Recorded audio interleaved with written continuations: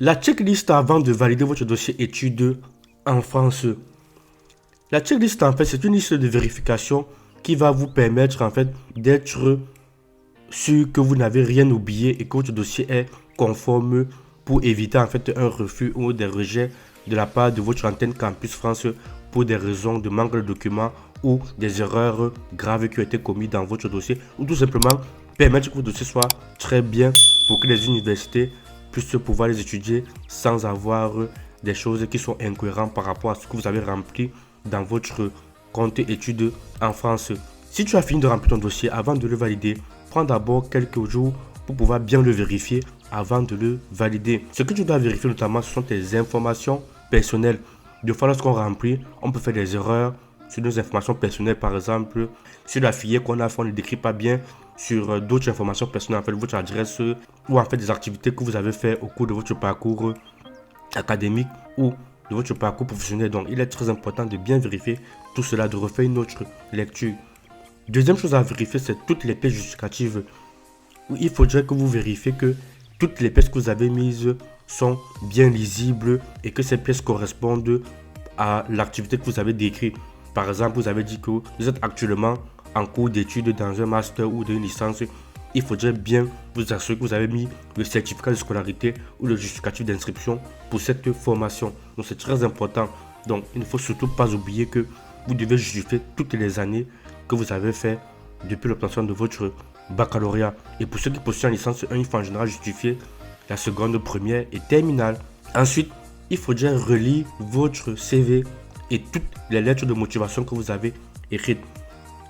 Je me suis rendu compte que deux fois, lorsqu'on écrit en fait des lettres de motivation ou un CV et qu'on est sûr que tout est bon, bien souvent, lorsqu'on revient un jour, 2 jours, voire une semaine après, on peut se rendre compte qu'il y a eu des erreurs ou des loupés que nous n'avons pas vu passer. Donc, il est important de bien relire ton CV et ta lettre de motivation.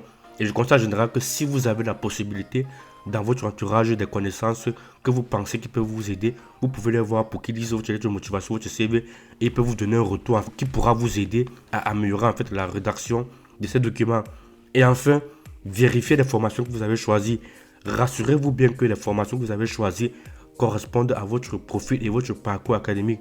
Rassurez-vous que vous respectez bien tous les prérequis de la formation. Si la formation que vous avez choisie demande d'avoir minimum 12 de moyenne suivie au baccalauréat et que vous n'avez pas eu 12, ce n'est pas bon. Si la formation choisie demande d'avoir un niveau B2 en anglais et en français et que vous n'avez pas les justificatifs, ce n'est pas bon.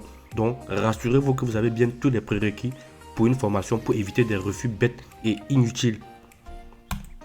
Donc, voici donc la checklist que Campus France Algérie a proposée en fait, qui résume un peu ce que je viens de dire. Donc, c'est une checklist qui est très simple, mais qui peut vraiment t'aider à corriger et à être sûr que ton dossier soit complet et conforme en fait pour ta candidature.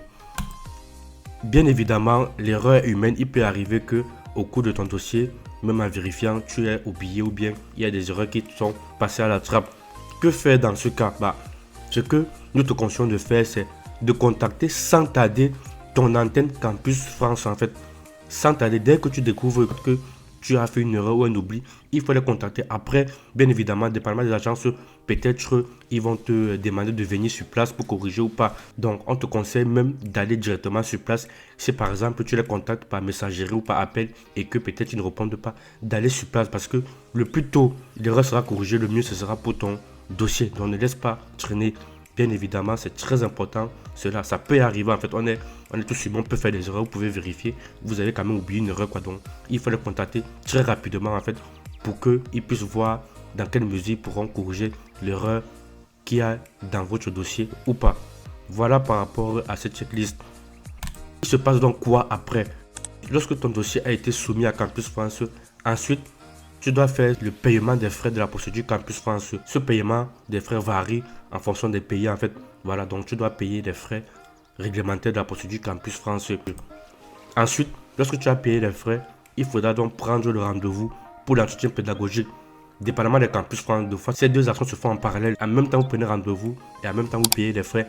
Et dans certains Campus France même, vous payez les frais le jour du rendez-vous. Donc ça varie vraiment dépendamment des pays. Voilà en fait ce qui va se passer après. Donc le paiement des frais de la procédure et ensuite la prise de rendez-vous pour l'entretien pédagogique.